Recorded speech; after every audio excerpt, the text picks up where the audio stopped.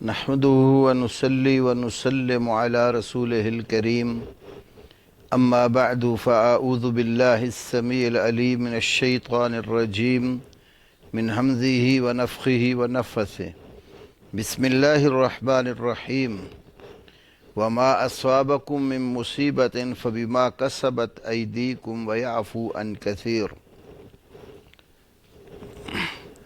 اس وقت پوری دنیا ایک وبائی مرض کا شکار ہے جس کو کرونا وائرس کے نام سے تعبیر کیا جا رہا ہے، اور اس پر ہر کسی نے اپنے اپنے علم اور اپنی اپنی دانش کے مطابق حصہ لیا ہے قوم کی رہنمائی کرنے کے لیے۔ اطباء اور حکاماء نے طبی اور حکیمانہ نصیحتیں اور احتیاطیں بتائیں، علماء کرام نے شرعی رخصتیں اور احتیاطیں بتائیں تاکہ یہ امت اس وائرس سے محفوظ ہو جائے۔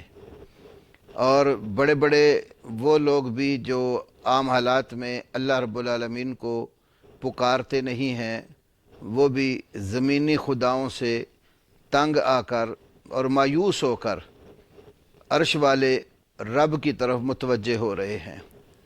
تو ان حالات میں شریعت نے ہماری بہت رہنمائی کی، جس پر ہم پہلے بھی کچھ شرعی احتیاطیں اور تدابیر امت کے سامنے رکھ چکے ہیں۔ تو آج ایک خاص مسئلے پر گفتگو کے لیے دوستوں نے کہا ہے۔ کچھ ہمارے دوست احباب وباؤں کے دفعیے کے لیے راتوں کو چھتوں کے اوپر چڑھ کر اذانوں کا اہتمام کر رہے ہیں۔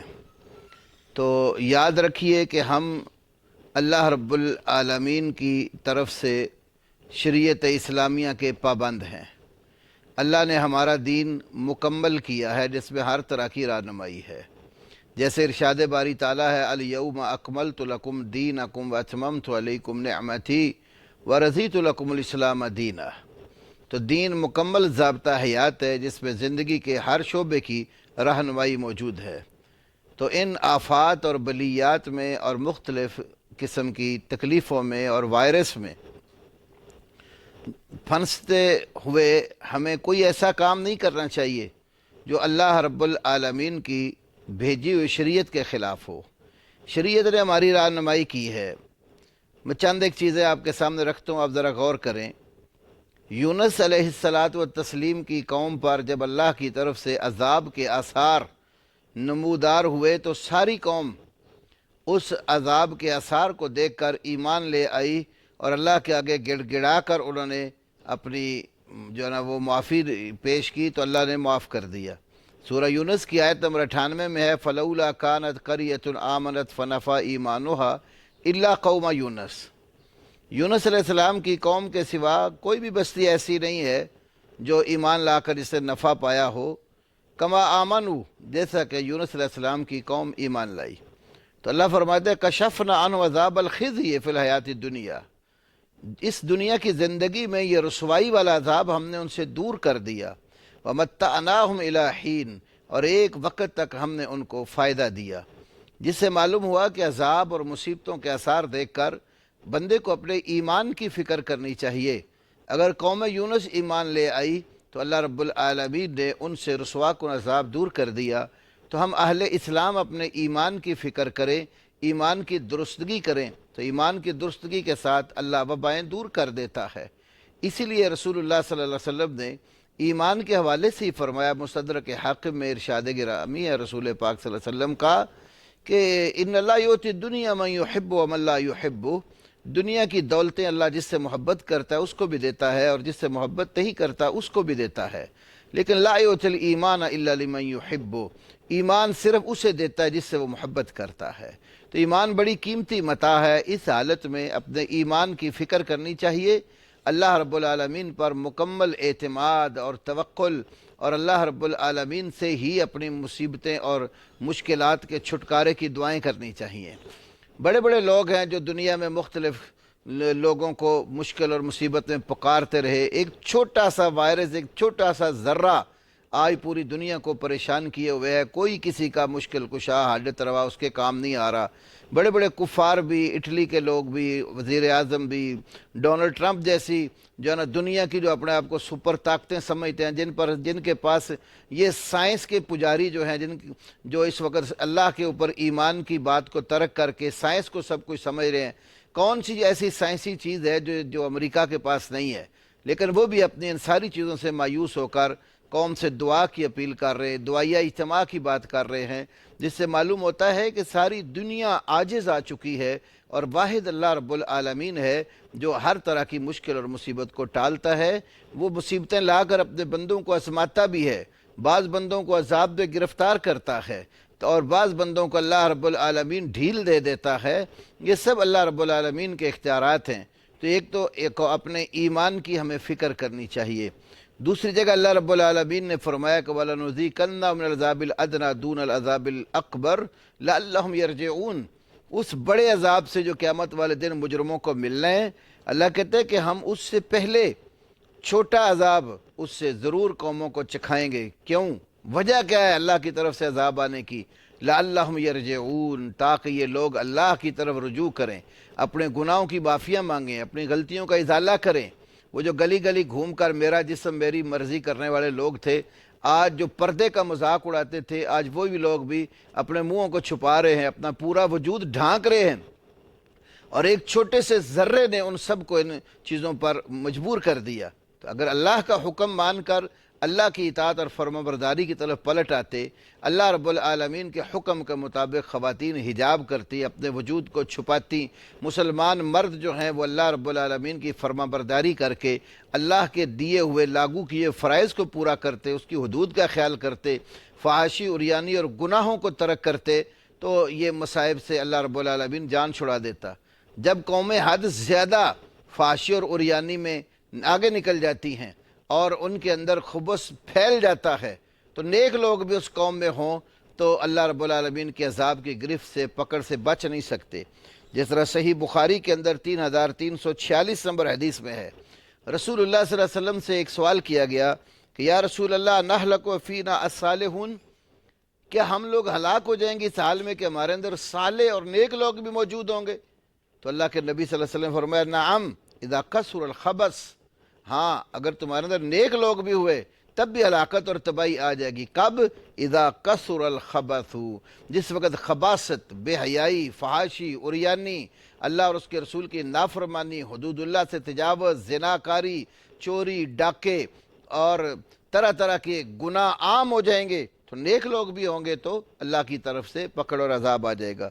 امام نووی رحمہ اللہ شرح صحیح مسلم میں اس حدیث کی شرح میں لکھتے ہیں ان الخبث اذا کثر فقد یحصل الہلاک العام، خباثت اور بے حیائی جس وقت عام ہو جائے ہے، بہت زیادہ پھیل جائے، تو اللہ کی طرف سے ہلاکت عمومی طور پر آ جاتی ہے۔ وَإِنْ كَانَ هُنَاكَ صَالِحُونَ، اگرچہ وہاں نیک لوگ بھی ہوں تب بھی اللہ کی طرف سے یہ بات آ جاتی ہے۔ پھر لوگوں کو ان کی، اگر نیک لوگ بھی پکڑے جائیں تو ہر ایک کو اس کی نیت کے حساب سے اٹھایا جائے گا۔ تو اس لیے یہ کہنے والے لوگ کہ ان کا خدا کہاں گیا، نمازی جو اذکار بتاتے ہیں وہ کہاں گئے، نماز پڑھنے والے لوگوں کی تعداد دیکھو اور فحاشی اور عریانی میں پھیلے ہوئے اور جمے ہوئے اور ڈٹے ہوئے لوگوں کو دیکھو۔ ان حالات میں بھی لوگ راتوں کو دنوں کو باز نہیں آتی، گھروں میں ڈرامے، فلمیں اور فوش قسم کی گفتگو اور اس طرح کی چیزیں عام لوگ دیکھنے لگے ہوئے ہیں، تو ان کے مقابلے میں نیک لوگ تو بہت کم ہیں۔ تو رسول پاک کا فرمان صلی اللہ علیہ وسلم بتا رہا ہے کہ نیک لوگ بھی ہوں گے، جب فحاشی عام ہو جائے گی تو ہلاکت بھی عام آئے گی۔ تو ایک تو اللہ کی طرف رجوع کا شریعت میں حکم ہے اور اللہ کے سے ڈرنے کا حکم ہے۔ جو اللہ سے ڈرتا ہے اللہ اس کے لیے مشکلات سے نکلنے کے راستے پیدا کرتا ہے۔ من یتق اللہ یجعل لہ مخرجا ومن یتق اللہ، اور جو اللہ سے ڈر جاتا ہے یجعل لہ مخرجا، اللہ تعالیٰ اس کے لیے نکلنے کی راہ پیدا کر دیتا ہے۔ اور دوسرے فرمایا من یتوکل علی اللہ وحسبہ، جو اللہ پر توکل کر لیتا ہے اللہ اس کو کافی ہو جاتا ہے۔ تو یہاں یہ بات بھی یاد رہے کہ ہم اسباب اور وسائل کے استعمال کے قطعاً مخالف نہیں ہیں۔ اسباب اور وسائل استعمال کرو اور توکل اللہ پر کرو۔ یہ احتیاطی تدابیر ہم پہلے اپنے دروس میں پیش کر چکے ہوئے ہیں۔ بعض لوگ سمجھتے شاید ہم اسباب سے ماورا ہو کر توکل کا درس دیتے ہیں، قطعاً ایسا نہیں ہے۔ اسباب استعمال کرنا جو شریعت نے اجازت دی ہے وہ توکل کے کسی دور میں بھی خلاف نہیں رہے۔ تو نافرمانیوں سے اجتناب کرنا چاہیے، نافرمانیاں کرنے سے اللہ کی پکڑ آ جاتی ہے۔ سورہ نور میں فرمایا فَلْيَحْذَرِ الَّذِينَ يُخَالِفُونَ عَنْ أَمْرِهِ أَن تُصِيبَهُمْ فِتْنَةٌ أَوْ يُصِيبَهُمْ عَذَابٌ أَلِيمٌ۔ لوگوں کو اللہ کے نبی صلی اللہ علیہ وسلم کے حکم کی مخالفت سے ڈر جانا چاہیے، کہیں انہیں کوئی بڑی آزمائش یا دردناک عذاب نہ آ جائے۔ تو قرآن پاک میں اس طرح کی بہت ساری آیات ہیں جو ہمیں سبق دیتی ہیں کہ ہم گناہوں کو ترک کریں تاکہ اللہ کی پکڑ سے بچ سکیں۔ تو یہ جو ہمارے کچھ بھائیوں نے اذانوں کا سلسلہ شروع کیا تھا، اس سلسلے میں بھی ہمیں یاد رکھنا چاہیے ہمیں رسول اللہ صلی اللہ علیہ وسلم کے اوامر اور نواہی کے اندر زندگی گزارنی ہے۔ ہمارے لیے اسوہ اور نمونہ اللہ کے نبی ہیں، لَقَدْ كَانَ لَكُمْ فِي رَسُولِ اللَّهِ أُسْوَةٌ حَسَنَةٌ۔ رسول اللہ صلی اللہ علیہ وسلم کی زندگی میں ہمارے لیے بہترین نمونہ ہے۔ وَمَا آتَاكُمُ الرَّسُولُ فَخُذُوهُ وَمَا نَهَاكُمْ عَنْهُ فَانْتَهُوا۔ اللہ کے رسول صلی اللہ علیہ وسلم جو کچھ دیں اسے لے لو اور جس سے آپ روک دیں اس سے رک جاؤ۔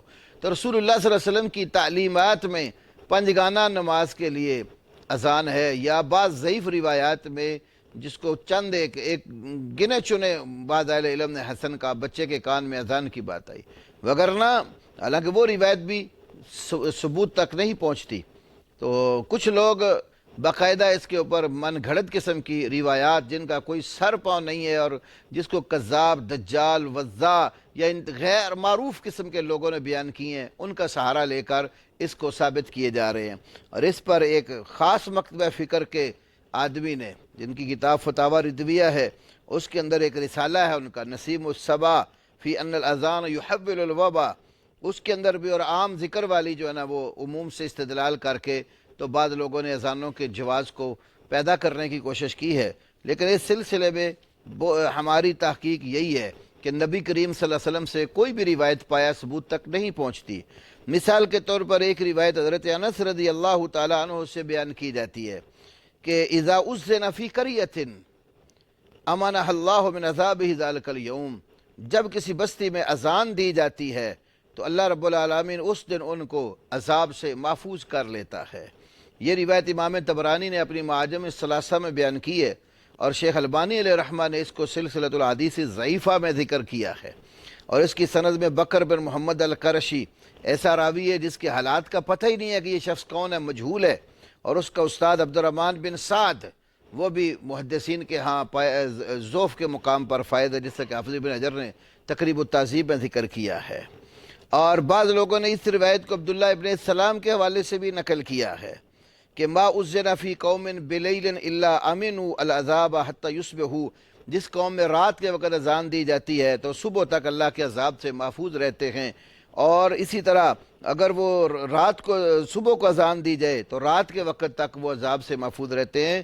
یہ روایت بھی کسی جو ہے نا وہ ثبوت کی نہیں ہے۔ اس کو محمد بن یوسف بیان کرتے ہیں، اور امام بخاری علیہ رحمہ اور دیگر کئی محدثین نے ذکر کیا ہے کہ اس کی روایات کی مطابقت ہی نہیں کی گئی، اور یہ اپنے دادا سے روایت کرتا ہے، اور اس کا اپنے دادا سے سننا اور سماع کرنا بھی ثابت نہیں ہے، منقطع بھی ہے۔ اور بعد نے اس کو معقل بن یسار رضی اللہ تعالیٰ عنہ کی طرف منسوب کر کے بیان کیا ہے، طبرانی کبیر میں ہے، لیکن اس کی سند میں حبان بن اغلب انتہائی ضعیف ہے، اور اس اپنے باپ سے روایت کرتا ہے، اور اس کا باپ اس سے بھی زیادہ کمزور ہے، جس کو امام بخاری نے منکر الحدیث قرار دیا ہے۔ اور لسان وغیرہ میں یہ موجود ہے، امام بخاری علیہ رحمہ نے فرمایا کل من قلت فیہ منکر الحدیث فلا تحل روایت عنہ، ہر وہ شخص جس کے بارے میں یہ کہہ دوں کہ یہ منکر الحدیث ہے تو اس سے روایت لینا بھی حلال نہیں ہے۔ اسی طرح داؤد بن بکر التستری بھی اس میں مجہول راوی ہے، اور بعد نے یہ روایت بیان کی کہ آدم علیہ السلام ہندوستان میں نازل ہوئے تو گھبرا گئے، تو جبریل امین آئے تو پھر انہوں نے ان کی گھبراہٹ دور کرنے کے لیے اذان دی ہے۔ یہ حلیۃ الاولیاء تاریخ دمشق وغیرہ کے حوالے سے اور مسند فردوس دہلوی کے حوالے سے بیان کی جاتی ہے، لیکن اس کے اندر بھی علی بن یزید بن بہرام ایسا راوی ہے جس کے حالات کا کوئی پتہ ہی نہیں ہے کہ وہ کون ہے۔ اور ویسے بھی مسند الفردوس دہلوی کی جو روایات ہیں جب وہ تفرد کی صورت میں ہوتی ہیں اکثر وہ من گھڑت یا ضعیف انتہائی کمزور روایات ہوتی ہیں۔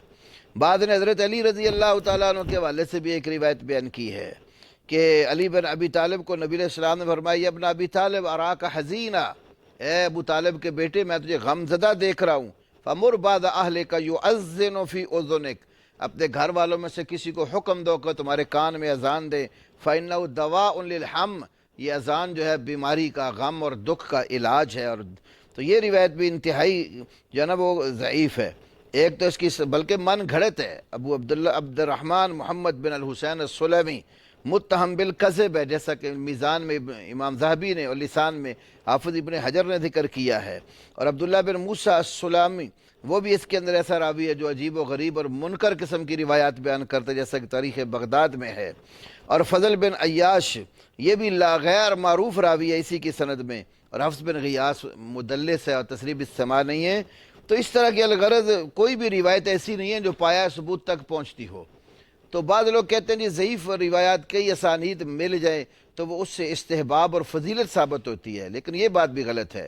حافظ ابن حجر عسقلانی رحمہ اللہ نے تبیین العجب بما وارد فی فضائل رجب اس کے اندر ذکر کیا ہے کہ استحباب اور فضیلت یہ ایک شرعی حکم ہے، اور شرعی حکم کمزور دلیل سے ثابت نہیں ہوتا۔ تو اس لیے میرے بھائیو ہمیں صحیح روایات کا سہارا لینا چاہیے، جو اور صحیح ادعیہ، قرآن کے اندر بھی بے شمار دعائیں موجود ہیں، حدیث رسول میں بھی بے شمار دعائیں موجود ہیں۔ تو ہمیں صحیح دعائیں جو ثابت ہیں، اللہ کے پیغمبروں کی دعائیں ہیں، نیک بندوں کی دعائیں موجود ہیں قرآن اور سنت میں، ان کا سہارا لینا چاہیے، فرائض کی پابندی کرنی چاہیے، اپنے ایمان کی اصلاح کرنی چاہیے، نیکیوں کی طرف رجوع کرنا چاہیے، برائیوں کو ترک کرنا چاہیے، فحاشی اور ریانی پر قابو پانا چاہیے۔ ماحول کے اندر جس قدر خباثتیں پھیل رہی ہیں، ان خباثتوں کا ازالہ کرنا چاہیے۔ اگر ہم ان برائیوں کو چھوڑ دیں، اللہ پر ایمان لے آئیں اور شریعت کی بتائی ہوئی جو احتیاطی تدابیر ہیں ان کو اختیار کر لیں، تو اللہ رب العالمین ہمیں ان آفتوں سے بچا لے گا۔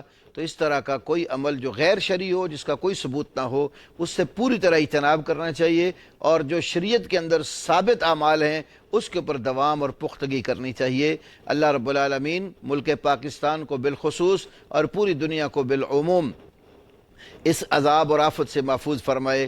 جو لوگ بیمار ہو گئے اللہ ان کو شفائے کاملہ عاجلہ دے، جو تندرست ہیں اللہ ان کو ان وائرسوں سے محفوظ رکھے، اور سب سے بڑا وائرس جو کفر اور شرک اور بدعات اور خرافات کی صورت میں اس امت میں سرایت کر چکا ہے، اللہ ہمیں اس نافرمانی والے وائرس سے محفوظ رکھے، اور اپنے مخلص اور فرما بردار بندوں میں سے اللہ ہمارا انتخاب کر لے۔ وآخر دعوانا الحمد للہ رب العالمین۔